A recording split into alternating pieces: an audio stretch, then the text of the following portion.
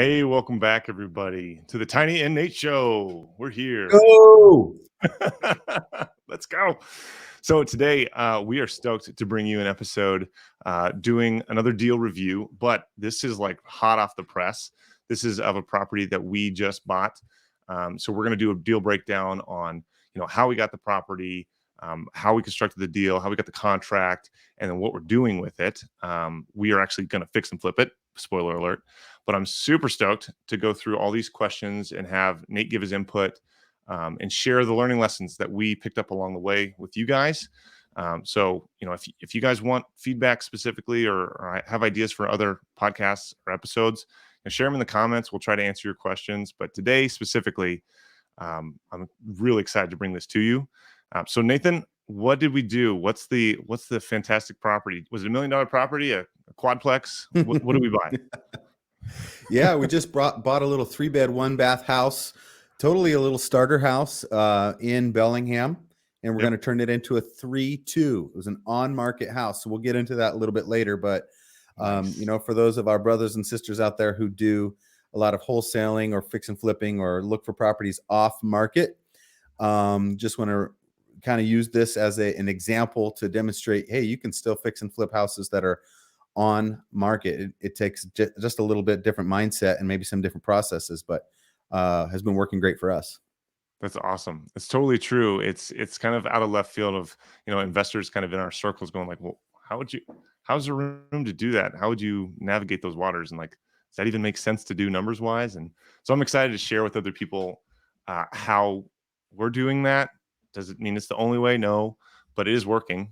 And it's where a fair number of our deals come from. So let's Yep. start with this. How did you get the lead? Ooh, well, we use Deal Source. So Deal Source is a platform and VA that is working together to basically our VA put me into a meeting on Hmm. the phone, Hmm.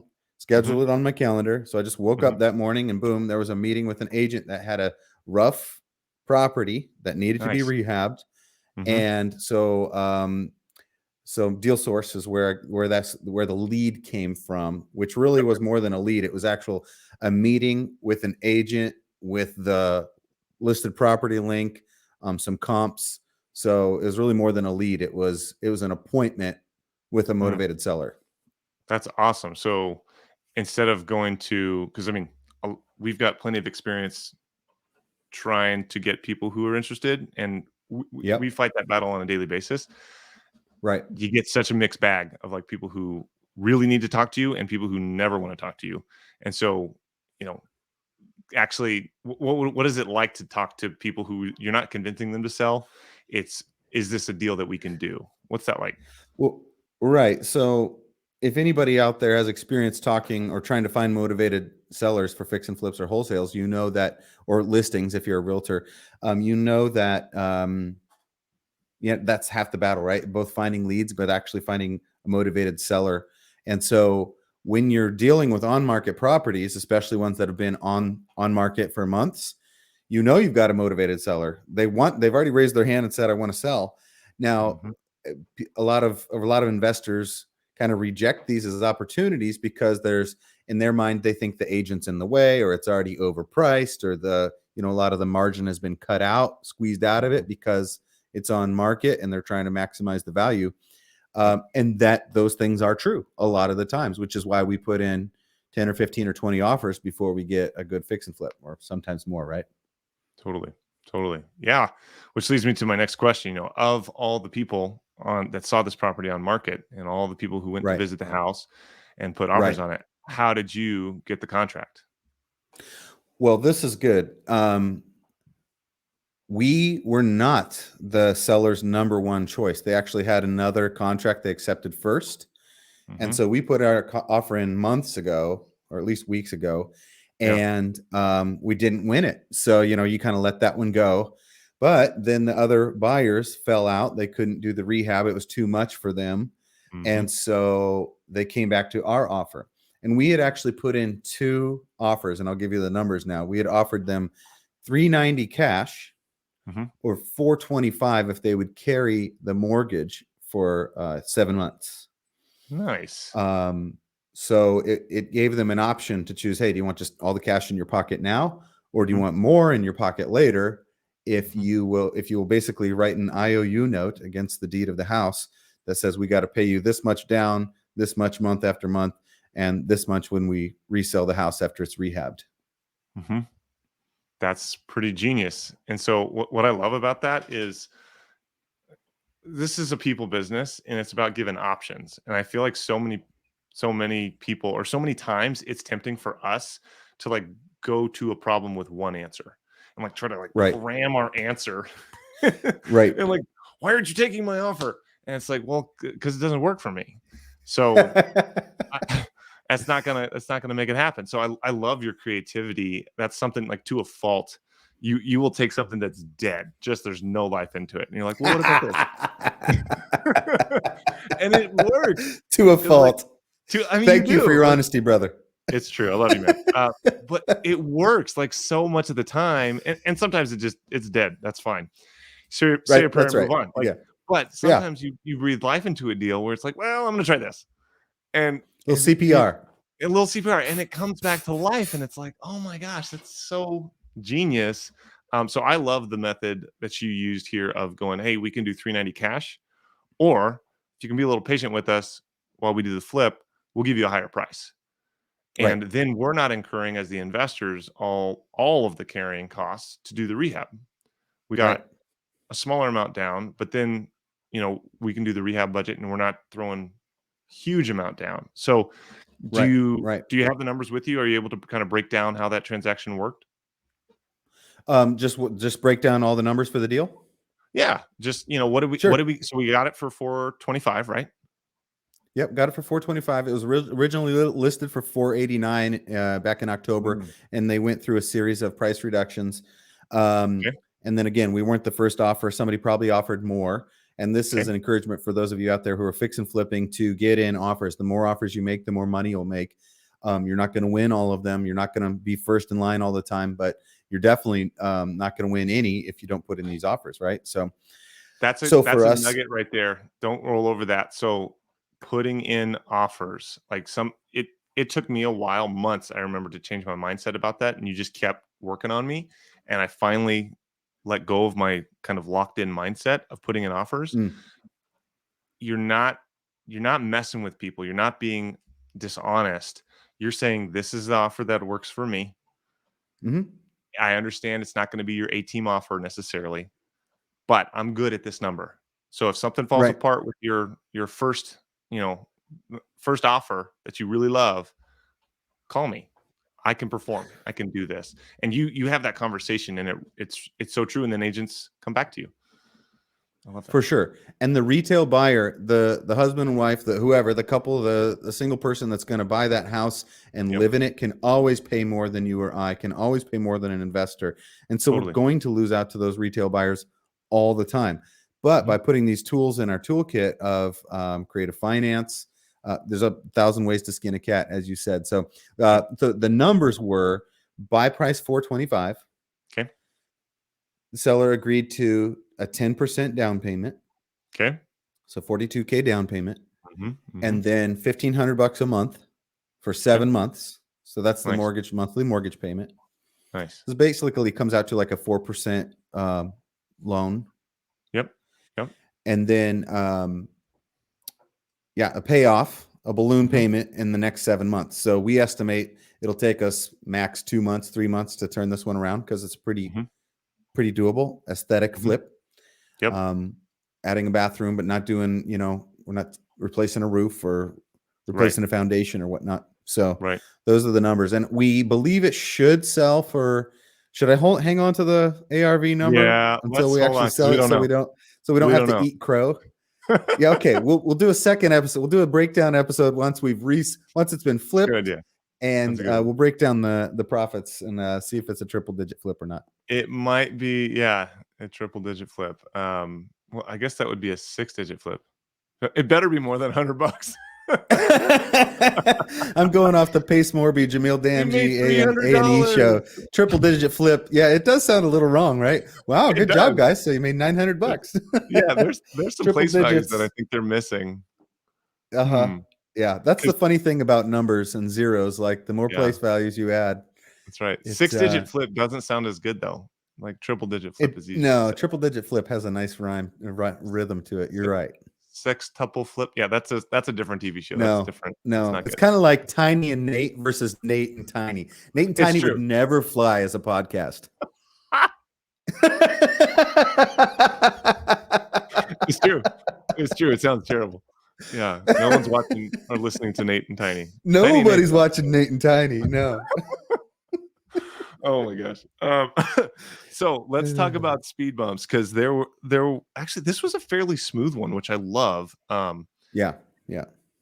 A thing I'll point out about that though is like the more swings you make at a ball, like the more balls you're going to hit. So Right. I don't want folks to get the wrong impression of like, oh, they just, deals fall into their lap. Like we don't typically make podcasts about all the grind or the ones that don't work out because those aren't as fun to talk about. But Sure. to encourage folks like this actually was fairly smooth. But what are some of the speed bumps that we ran into along the way? Well, the very first one was submitting an offer and having it not be accepted, which is the majority of the time, right? If you're trying to buy on market properties that still have enough margin in them to be your livelihood, your business, what brings groceries to your kids, it's challenging to find especially because there's so little inventory. It just so happens that in this case, like we already said, that there was too much work for the buyers, the regular retail buyers, which is where the fix and flipper fits in the marketplace, right? I love that when we're all said and done with this, a family's going to get to live in this home and have a really peaceful environment that they love. So it's part of the redemptive and renovative story of being in fix and flip that I absolutely think is really cool, let alone the jobs you create along the way, right? The guys that are in there scraping popcorn ceilings, the guys that are in there installing new cabinets. We love our crew. At minimum, like 15 jobs are created or 15 people are employed when we purchase property and flip it. Like it's not small. I was on a bus the other day, like going up to the mountain, and someone asked what I was doing, and I was like, "Oh, real estate investor." And then someone was like, "Oh, you're the enemy." I was like,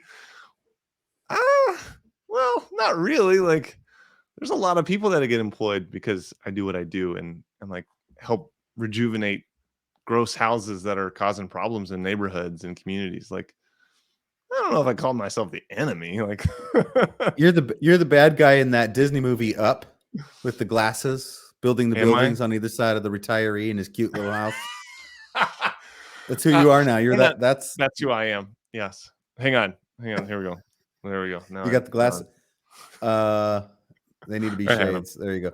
So was there other speed bumps? I mean, there are some things to fix in this house, right? Like turns out it had some sump pump issues under the house. It's got electrical, nasty old windows that we're going to replace.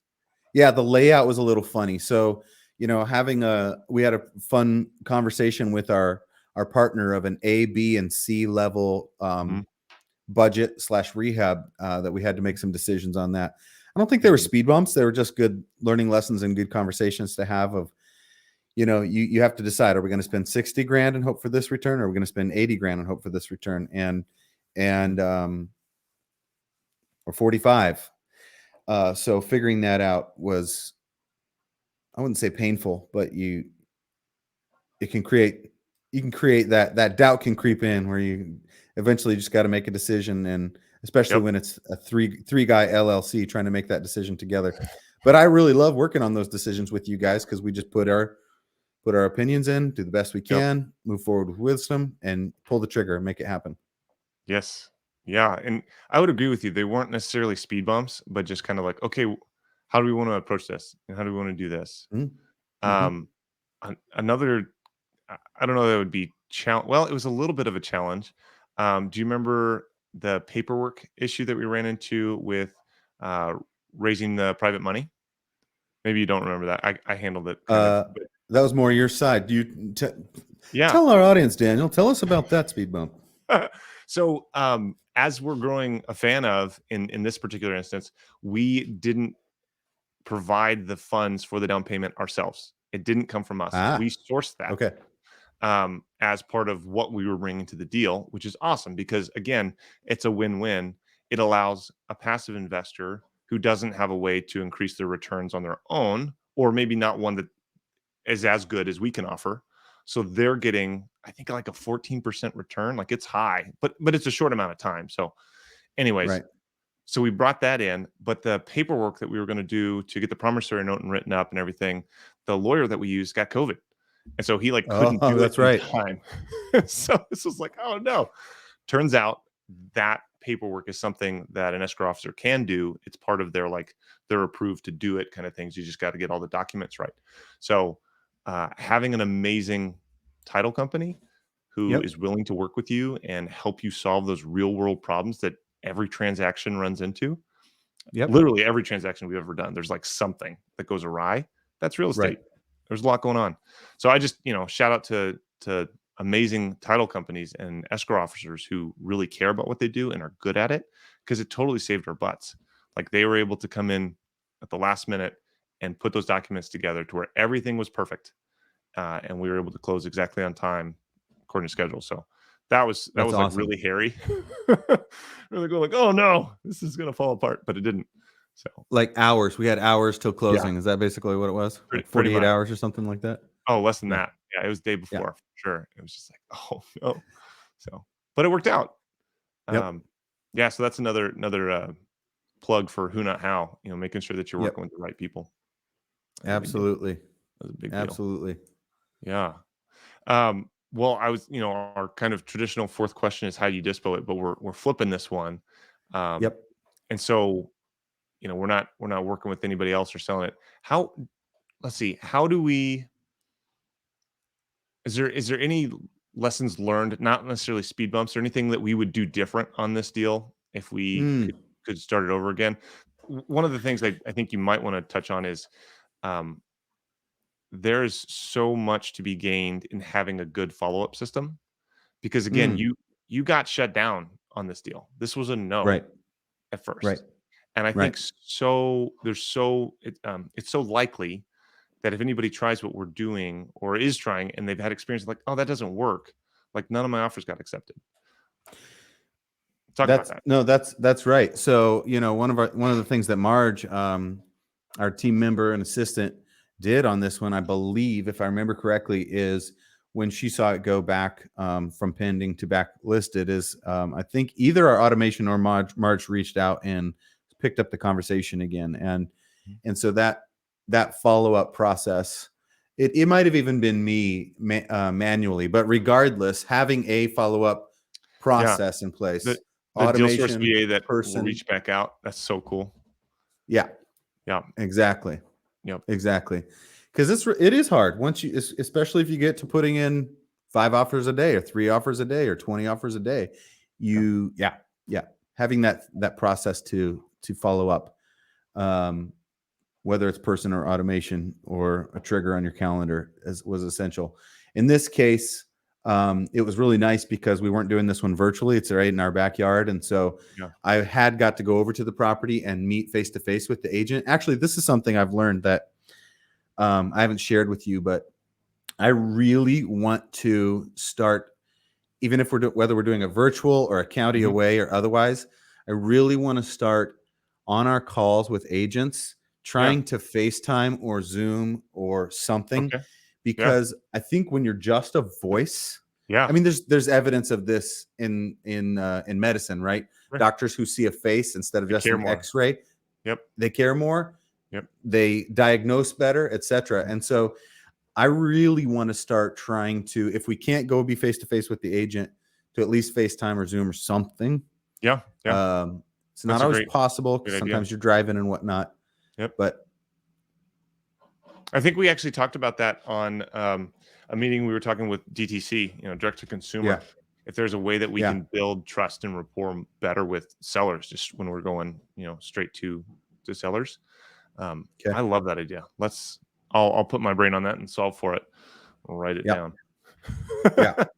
We're just solving problems here. No big deal. It should be easy enough with most agents, with on-market properties and listing agents, because most of them got iPhones anyhow. So you should be able to just FaceTime them. Hey, can we Yeah. actually? So it's just switch from on the call from, hey, you got a second to FaceTime? And hopefully not on the toilet. Oh, I hope that's the Nah, line you use to switch. That's an that's amazingly not the awkward plan, segue. but Yes. And on that note, yeah. no, gosh.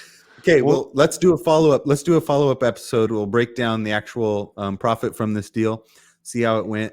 And I'm reminding myself now too, I want to make sure and go out and give a review for that agent because he was awesome to work with, and you totally should. Renee Michael, anybody in town. So I'll go make sure I get him. Shout out.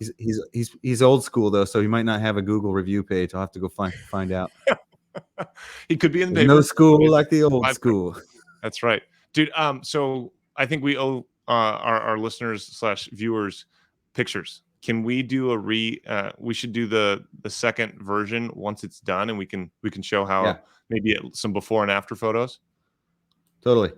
I think that'd be sweet. We'll do that. I'm really stoked to see that kitchen turn out. So pro tip that we learned on this, you can, instead of replacing all the cabinets, which was going to cost us what, like $15,000 for cabinets, you can take all the doors off and either replace the doors or refinish the doors, but leave the boxes in and just like repaint the boxes, because usually those aren't the beat up parts. So that's something that I think we could. Well, that's something I'm taking away from this one, is like one of those. That's saving us like $7,000 or something like that. So pretty cool. Yep, I'd never heard of doing that. are in good enough shape. Yep, absolutely. Okay. Oh, so you got I mean, this pictures? property. Here we go. We'll just do some real quick before pictures. I'll zoom in on here a little bit. It's a 1960s style, which we love those around here. It's actually great to buy those because they have more modern wiring and whatnot, and they usually have layouts that work pretty nice for rehabbing. This one is funny because it has sliders on both sides of the house. Yeah, that's not the back. That's the side. That's the side, side yard. Yep. So that's kind of fun. You can see it's got some, newer vinyl windows in there, so that's pretty good savings for us. Whereas the sliders are aluminum, and those will have to be replaced. In fact, I went in there yesterday, and the sliders are already delivered, so that's exciting. Nice. It's got this big giant backyard and a big giant. This is the entrance, which is kind of interesting because it's got this great big glass window on either side of the door on the right there. Wood floors. Those will look great when they're done. Kind of a cool closet nook that people will come into right there. You hang up your coats when you come in. It's got a pretty big living area and dining area. The kitchen will be all redone. All the lights will be all redone. New floors, new paint, new trim, new heat systems. All this is torn out now, so that's gone. Oh, wow. Yeah. This is all torn out so that we can put a modern-sized fridge in there and a pull-out pantry. So that'll look amazing when it's done. So excited about that. Yeah. It's gonna be a beautiful house. This is it's not a ugly. This was a functional kitchen for somebody, but we're gonna make it 2022 standards, and it'll be gorgeous. Let's see, the layout on this left side is interesting because that wall in the back there, that's actually going to become. You can see there's like a hole in the wall there. There used to be a door possibly there. Oh yeah. We basically reopened that space up because we're going to put a mom and dad ensuite bathroom right there to make this a 3-2. So that's going to be awesome. Nice. Let's see what else to say. Gosh, look at the walls, just gorgeous. I hope we're leaving that wallpaper. That came down. Nice big window in one of the bedrooms. This is kind of fun. So that there's this backyard is gorgeous. The bathroom was teeny tiny. And so redoing this bathroom and adding another one is basically essential for bringing up the value of this house. Tiny size. Yeah. Great big backyard. So pretty cool. A couple of tough sheds. If you need a house to put either your tools or your teenagers in. Back to the box. No, it's terrible. Yeah, go back to the box. So somebody's going to love this house when it's all done. It's going to have a real nice update. I'm excited. I'm really, really excited about the potential on that one. Gosh. Yeah. So, any parting words of wisdom? I think it was just a really solid recap of, or at least part one of two on this fix and flip that we're doing. Anything else for the folks? Well, just to summarize, it's whether you've got traditional loans or you're doing the Burr method or this is just another way that you can get into real estate investing, especially towards the beginning of your career, right? Because again, we brought in an investor for the down payment, The seller is providing the monthly, is providing a mortgage, an IOU note. We've got a great partner who's doing the rehab. So it's all of that who, not how coming together, and just recognizing that there's 1,000 ways to skin a cat, get enough offers out there. Give your seller options if you have figured out creative versus cash, whether you're using hard money or not. And then, just don't give up. Don't give up, because it's easy to feel bummed if you put out 20 offers and 19 get rejected, but just looking for that one. I love that. And we've definitely seen some people turn opportunities like this into real clickbaity titles, no money in and XX return or whatever. The headline I want you guys to hear, and I think that we've learned, is just like what you just said. Don't give up. Like, this stuff becomes possible when you just keep at it. We haven't had to put really money down on this, but there's so much that goes into orchestrating and putting the deal together where everybody wins. And that's where I think that's the goal for us, is like making win-win-win situations. And it's working. It's great. Totally. Yeah. There could be a clickbait title for this, which is like how to get a $500,000 house for $3,000. You know what I mean? Right. Earnest money. I forgot we did put earnest money down. But that is pretty deceptive, like you just said, because the knowledge and the time and finding the deal provider, the cash provider, the creative terms, the agent, the title company, as you mentioned, deal source, the assistant, like it. Just saying how to get a $500,000 house for $3,000 would be very deceptive, because of the time, energy, money, and processes that were involved in that whole education thing. I mean, people. People. Education for sure. Yeah. So I guess that's the encouragement I want to leave folks with, is like, continue to invest in your education. This is part of it. This podcast should be one of like 100 things that make up your, what's in between your ears to help you go produce value for those in your community or wherever your market is, and for your family.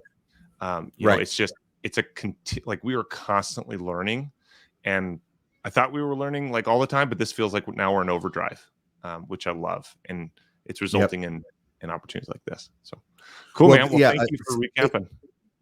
8 months ago, did you think we could do this? No, not at all. I mean, it's like, my wife was even commenting of how different we talk about money now, because producing it is it's not gold. Like, it's not this thing that you just can't go dig up. It's like, we are now in the process of producing value through applying these tools, and serving people in these higher value ways by just deploying all these tools. And it's amazing. Like, it's truly changing how we think about money. The scarcity mindset that we used to have, like, it really is changing us. So I'm hopeful that this is able to help push people in that way as well. Because it feels so freeing. I don't feel like they have that 800-pound gorilla on my back like I used to when I had a W-2. Do you remember that? I remember in meetings just talking to you about that, the stress. And it's not like we're cajillionaires, but we now have the tools to go make money and serve people, and it's working. So that's what I'm just truly like encouraged by, and I hope we're able to help other people get there too. That's right. Yep. That's the whole point of this, is to help other people get time, money, and relationship freedom by learning to invest in real estate for themselves. Absolutely. There you go. Sweet. We'll roll that beautiful bean footage, and we'll see you on the next one. See you on the next one, Tiny. Bye.